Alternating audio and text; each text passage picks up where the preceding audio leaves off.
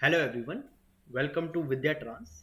दोस्तों, आज हम लोग बात करने वाले हैं कुछ असेंशियल स्किल सेट के बारे में, जो अगर आप बीटेक किए हुए हैं, डिप्लोमा किए हुए हैं या एमटेक किए हुए हैं, तो क्या असेंशियल आपके स्किल सेट होने चाहिए जो आपको ग्रोथ देंगे।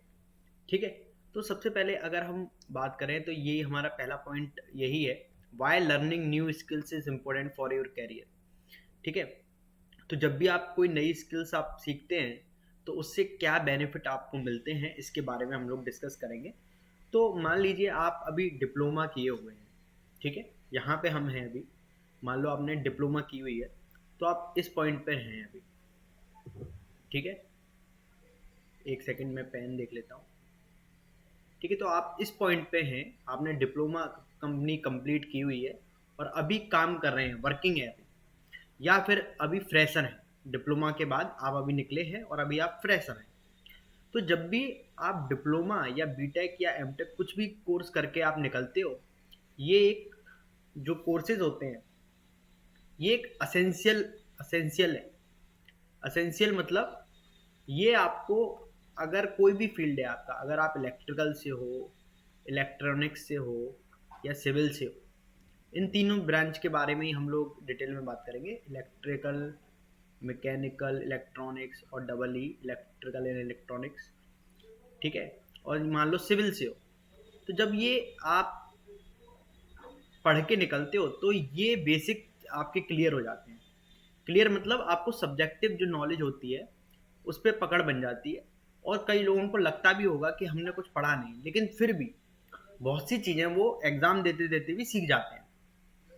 ठीक है। तो अब क्या होता है, जब आप बाहर निकलते हो तो ये तो सब कुछ आपको आता है, लेकिन आपको फील्ड पता नहीं होता कि अब किस फील्ड में हमें जाना है। ठीक है। आपने इलेक्ट्रिकल पढ़ लिया, इलेक्ट्रॉनिक्स पढ़ लिया, मैकेनिकल, सिविल पढ़ लिया। मान लो इलेक्ट्रिकल में आपने मशीन की नॉलेज ले ली, पावर सिस्टम की ले ली, वायरिंग की नॉलेज ले ली, सारा कुछ आपने अपने कॉलेज में समझ लिया। अब इसके बाद कोई फील्ड आपका डिफाइन नहीं है कि आप कहाँ जाएंगे। ठीक है। अब आपके पास कोई स्किल सेट तो है नहीं। अगर आप कॉलेज से निकले हैं और आपने कुछ भी आसपास कोई भी ट्रेनिंग ली नहीं है, कोई सॉफ्टवेयर सीखा नहीं है, तो आप बिल्कुल ही नए बंदे हैं, बिल्कुल ही फ्रेशर हैं। आपके पास कोई स्किल नहीं है। अब अगर आपके पास कोई अलग से कोई सॉफ्टवेयर की स्किल नहीं है, ये तो ज़रूरी है ही है। देखो, इसके बिना कोई जॉब नहीं लगती। ठीक है। कोई ना कोई आपके पास डिप्लोमा, बीटेक या एमटेक होना चाहिए। ठीक है। कोई ना कोई डिग्री और या डिप्लोमा होना चाहिए, तभी आप एंट्री ही ले पाएंगे। लेकिन एंट्री तभी मिलेगी जब इसके साथ साथ कुछ कुछ स्किल सेट होते हैं। ये क्यों ज़रूरी होते हैं? ये इसलिए ज़रूरी होते हैं कि आपको अपना फील्ड डिफाइन करना होता है। जैसे कि अगर मैं इलेक्ट्रिकल की बात करूं, तो इसमें कितनी चीज़ें हो सकती हैं, आप बताइए। जब इलेक्ट्रिकल में हम जाते हैं तो देखिए, आप PLC, HMI, SCADA, BFD, motion control. ठीक है। इलेक्ट्रिकल पैनल डिज़ाइनिंग में आप हो सकते हो, पैनल डिज़ाइन हो सकता है, आप पैनल डिज़ाइन करते हो। ऐसे इलेक्ट्रॉनिक्स में अगर जाओगे, आप पीसीबी डिज़ाइनिंग हो गया, है ना, एम्बेडेड सिस्टम हो गया, एम्बेड सॉफ्टवेयर इंजीनियर हो गया, बहुत सारी इसमें पोस्ट होती हैं। तो इन सभी के से रिलेटेड जो सॉफ्टवेयर्स हैं वो आपको आने चाहिए। कुछ तो सॉफ्टवेयर्स ऑफिस सॉफ्टवेयर्स होते हैं, जैसे एक्सेल है, पीपीटी बनाना आना चाहिए, वर्ड पे डॉक्यूमेंट बनाना आना चाहिए, ये तो आने ही चाहिए। लेकिन इनके साथ साथ क्या क्या सॉफ्टवेयर है वो मैं आपको बता देता हूँ। ये कुछ डिमांड है आजकल इंडस्ट्री में। अगर हम इलेक्ट्रिकल और इलेक्ट्रॉनिक की बात करें और मैकेनिकल की भी अगर बात करें, तो आपके कुछ सॉफ्टवेयर मैकेनिकल के लिए भी हैं। जैसे आप ऑटो कैड में अगर जाएंगे तो ऑटो कैड मैकेनिकल का भी है, इलेक्ट्रिकल का भी है। तो जो मैकेनिकल इंजीनियर है आजकल, वो मैकेनिकल इंजीनियर बचा नहीं है। मैकेनिकल इंजीनियर जो है वो, ऐसा नहीं कह सकते आप कि ये मैकेनिकल का है, ये इलेक्ट्रिकल का है, क्योंकि एक सब्जेक्ट आता है मैकेनिकल में, मैकाट्रॉनिक्स। मैकाट्रॉनिक्स। अब मैकाट्रॉनिक्स आनी चाहिए आपको। अगर आप चाहें पीएलसी में जाना चाहें, रोबोटिक्स में जाना चाहें, इन फील्ड में अगर आप जाना चाहते हैं, ऑटो कैड आना चाहिए आपको। तो मैकेनिकल वाले भी same electrical plus mechanical plus electronics वाले कोर्सेज कर सकते हैं। तो इसमें आप बताएंगे कि भाई आप डिप्लोमा से बाहर आए और फिर आप बताएंगे कि मुझे भाई ऑटो कैड आता है, पीएलसी प्रोग्रामिंग आती है, या मुझे रोबोटिक्स आती है। तो आपको एक जगह काम मिलेगा उससे रिलेटेड। लेकिन अगर आप फ्रेशर हैं, आपने कुछ नहीं किया हुआ, तो आपको अनस्किल्ड वर्कर की तरह ट्रीट कर दिया जाएगा। अनस्किल्ड मतलब जिनको अभी कुछ नहीं आता, उनको ट्रेनिंग में डाल दो। और ट्रेनिंग में बड़ा बुरा हाल है, वो किसी भी फील्ड में छोटा मोटा कोई भी फील्ड में आपको आगे कर देंगे, क्योंकि आपको नॉलेज है नहीं कि मुझे क्या करना है ना, कोई स्किल है नहीं, कोई ऐसा सॉफ्टवेयर नहीं जो आपको आता हो, तो आपको कोई भी अनप्लान्ड कोई भी काम दे सकते हैं आपको कंपनी में वो। ठीक है, फिर तो वो अपने अकॉर्डिंग ढाल लेते हैं। जो प्लेसमेंट के लिए कंपनी आती है, कभी वो सेल्स करा लेती हैं, कभी वो जैसे एयरटेल वाले आए तो वो वायरिंग करवाने के लिए, जो वाईफाई लगता है तो तार खींचने वाले जो होते हैं, बताओ उसमें इंजीनियर को डाल देते हैं। तो फिर तो आपको कुछ भी मिल सकता है, फिर वो आपको एक्सेप्ट करना पड़ेगा। लेकिन अगर आप कोई सॉफ्टवेयर सीख लेते हैं, मान लो आपने ऑटो कैड सीख लिया, ठीक है, ऑटो कैड अगर आपने सीख लिया तो आप क्या कर सकते हैं, डिजाइनिंग में जा सकते हैं आप। डिजाइनिंग कैसी, आप जो भी पैनल डिजाइन होते हैं, जो भी इलेक्ट्रिकल पैनल्स डिजाइन होते हैं, उनको आप सॉफ्टवेयर पे डिजाइन करो। ठीक है, कोई इंडस्ट्री में अगर आप हैं तो उसकी आप पीएलसीज उसमें लगी रहती हैं, उसकी आप क्या कर सकते हैं, प्रोग्रामिंग कर सकते हैं उस पीएलसी की। कोई भी टास्क को, कोई भी इंडस्ट्रीज में जितने भी टास्क होते हैं उनको ऑटोमेटिक करने के लिए पीएलसी का यूज़ किया जाता है, और इसकी ही प्रोग्रामिंग सीखी जाती है। ठीक है, तो इसकी प्रोग्रामिंग अगर आप जानते हो तो कोई भी इंडस्ट्री को आप क्या कर सकते हो, ऑटोमेट कर सकते हो। और आजकल हर जगह ऑटोमेशन है। जैसे अगर आपको मैं एक एग्जांपल दूं, मेट्रो पे पहले टोकन देने वाले बंदे होते थे, अब मशीनें होती हैं, तो वो क्या है, ऑटोमेटिक मशीन है। एस्केलेटर, मेट्रो पे आप जाते हो, एस्केलेटर है, उसमें बीएफडी यूज हो रही है। तो हर जगह आपको ऑटोमेशन से रिलेटेड चीज़ें दिखेंगी। तो या तो आप कोई ना कोई सॉफ्टवेयर, जैसे ऑटो कैड आप में चले जाओ, पीएलसी एचएमआई प्रोग्रामिंग आप सीख लो, रोबोटिक्स में चले जाओ, ये सब एक ही पार्ट है, ये इंडस्ट्रियल ऑटोमेशन का पार्ट है। ठीक है, और दूसरा एक एरिया है कि अगर आप पीसीबी डिजाइनिंग में चले जाओ, ये केवल इलेक्ट्रॉनिक्स वालों के लिए। इलेक्ट्रॉनिक्स और इलेक्ट्रिकल वाले दोनों जा सकते हैं इसमें। ठीक है, इसमें आप जाते हैं, इलेक्ट्रिकल वाले भी जा सकते हैं, ईसी वाले भी जा सकते हैं, मैकेनिकल वाले भी जा सकते हैं, इंस्ट्रूमेंटेशन वाले भी जा सकते हैं। ठीक है, तो आप या तो पीसीबी डिजाइनिंग से जाओ। पीसीबी क्या होती है, कोई भी आप टीवी ले लो, कोई टीवी ले लो, कोई फ़ोन ले लो, उसमें एक ग्रीन कलर की जो चिप होती है, उस पर सर्किट डिज़ाइन होता है ना, उस पर एक सर्किट बना हुआ होता है। तो पीसीबी डिज़ाइनिंग के टाइम हम लोग वही सर्किट बनाते हैं। ठीक है, और उसी सर्किट का एक पीसीबी पे उसको क्या करते हैं, कोड कर देते हैं। तो ये भी सॉफ्टवेयर से रिलेटेड, पहले आप सॉफ्टवेयर पे ही डिज़ाइन करते हो, तो ये भी आप कर सकते हो। माइक्रो कंट्रोलर में हो गया, जैसे हमारे चैनल पे अब आपने देखा होगा आर्डिनो की प्रोग्रामिंग है, 8085, ये सारे कंट्रोलर की जो प्रोग्रामिंग होती है वो माइक्रो कंट्रोलर प्रोग्रामिंग में आ जाती है। ठीक है, इसका बेसिक आइडिया आपको पीएलसी में भी, जब आप पीएलसी सीखते हैं तो इस चीज़ों का बेसिक आइडिया आपको हो जाता है। Embedded software and hardware engineer भी आप बन सकते हो।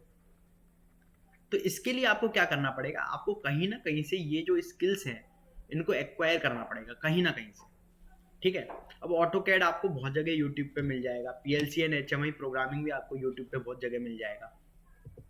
अब इसमें हम लोग बात कर लेते हैं एनुअल सैलरी पैकेज का, क्योंकि हमारा जो चैनल है उस पर ज़्यादातर हम लोग पीएलसी से रिलेटेड लेक्चर्स बनाते हैं। ठीक है, तो पीएलसी से रिलेटेड ही बात कर लेते हैं। तो ये है आपका सैलरी का, कि क्या एक पीएलसी प्रोग्रामर की सैलरी रहती है। तो जैसे देखिए इसमें जो बताया गया है, यहाँ पे आपकी स्टार्टिंग बिल्कुल ही आपका मान लीजिए ये 1.8 से 2 लाख से लगभग स्टार्टिंग हो रही है आपकी। ठीक है, हम भी अपने जो कोचिंग सेंटर है, हमारा ऑफलाइन कोचिंग सेंटर है ओखला फेज 2 में, यहाँ से हम 15,000 का तो हम भी स्टार्टिंग में पैकेज लगवा देते हैं। स्टार्टिंग में 15,000 पर मंथ में फ्रेशर की लग जाती है। ठीक है, अब आप ट्रेनिंग करके आए हो, मान लो आप पीएलसी और एचएमआई की ट्रेनिंग करके आए, तो आपको पता तो है हमें इस लाइन में जाना है, फिर वो आपको इसमें और ज़्यादा ट्रेनिंग दे देते हैं अपनी कंपनी में। तो एक आध साल तो आप बहुत अच्छी तरह से सीखने में आप निकल जाता है। लेकिन कभी भी 15,000 से कम की कोई सैलरी आप कभी मत लेना, 15,000 ही स्टार्टिंग है ना। इससे ज़्यादा मिले तो अच्छी बात है, लेकिन इससे कम कभी कोई डिजर्व नहीं कर, इससे कम में खर्चा भी नहीं चलता, है ना। तो 15,000 से मान लो आपने स्टार्टिंग कर दी पीएलसी में, और इसमें आपको दिखाया गया है पूरा ग्राफ है, आप इस तरह से राइज कर सकते हो पीएलसी प्रोग्रामिंग फील्ड में या इंडस्ट्रियल ऑटोमेशन फील्ड में। इस तरह से आपकी राइज होता रहता है। ठीक है, अब मेरा जो एक्सपीरियंस है वो इससे ज़्यादा ही है, क्योंकि मैंने जैसे इसमें बोला है कि 6-7 साल में जो पीएलसी प्रोग्रामर है वो 1.2 से 5.8 तक पहुंच जाता है, 5.8 लाख पर ईयर। लेकिन मेरा जो एक्सपीरियंस है वो शुरुआत ही 1.9 से होती है। ये बेसिकली 600 लोगों की सैलरी को उठा के बनाया गया है, 600 लोगों की। तो इसमें बेसिकली बहुत से लोग पीएलसी प्रोग्रामर होंगे भी नहीं, इसमें कुछ लोग जो इलेक्ट्रिकल पैनल डिज़ाइन करते हैं उन्होंने भी इसमें डाला होगा।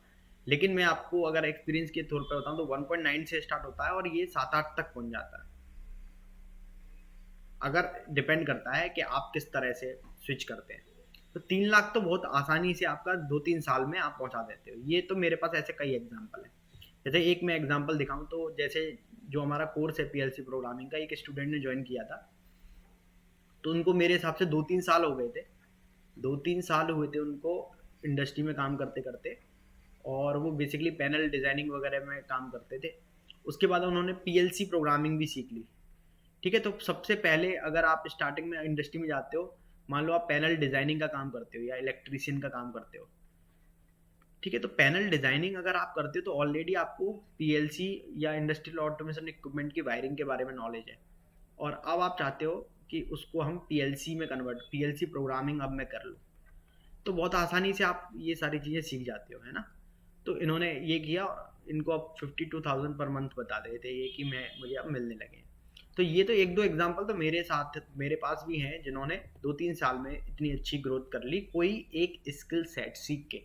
अगर आपको पता ही नहीं होगा करना क्या है ना, आप किसी भी फील्ड में चले जाओगे तो आपको पता नहीं उसमें आपको क्या मिले। हमारे भी कुछ कोर्सेज हैं जो आपके vidyatranс.com पे ऑनलाइन कोर्स आपको मिल जाएंगे। जब आप vidyatranс.com सर्च करेंगे, ऑनलाइन कोर्स आपको मिल जाएंगे। तो पूरा इंडस्ट्रियल ऑटोमेशन हम लोग कवर कराते हैं, इंडस्ट्रियल ऑटोमेशन। और हमारी जो फीस रहती है बहुत कम रहती है, ठीक है। तो हमारे जो कोर्सेज हैं वो 500 रुपीज़ से स्टार्ट हो जाते हैं, और 999 रुपीज़ में तक आपको 1000 रुपये तक भी कोर्स मिल जाते हैं। ये चारों कोर्स आपको 999 में मिल जाएंगे, जिसमें पीएलसी प्रोग्रामिंग बेसिक है, एलन बैटली पीएलसी है, सीमेंस टीआईए पोर्टल है, एचएमआई डेवलपमेंट है। अब ये सारी जो चीज़ें जो मैं बता रहा हूँ, जब आप पीएलसी प्रोग्रामिंग फील्ड में जाते हो तो उसमें भी आपसे ये क्वेश्चन पूछे जाते हैं कि भाई पीएलसी में भी कौन सी पीएलसी आपको आती है ना। फिर आप थोड़े एक्सपर्ट लेवल पे आ जाते हो, जब 1-2 साल काम कर लेते हो, तब आपको ये इस पे जाना पड़ेगा कि भाई मुझे एलन ब्रेडली आती है, कि मुझे डेल्टा आती है, मुझे मित्सुबिशी आती है। तो हमारे में देखो एलन ब्रेडली और सीमेंस दो स्टैंडर्ड पीएलसी हैं, वो कवर है। एचएमआई डेवलपमेंट है, ये मित्सुबिशी पे है। आपका सॉफ्टवेयर है जीटी डिज़ाइनर। तो ये सारे कोर्सेज आपको बहुत ही कम रेंज में आपको मिल जाएंगे। 1000 रुपीज़ चार्ज है, और उस पर आपको सर्टिफिकेट भी यहाँ पे मिल जाएगा, ठीक है। तो ये vidyatranс.com पे आपको ये सारी चीज़ें मिल जाएंगी।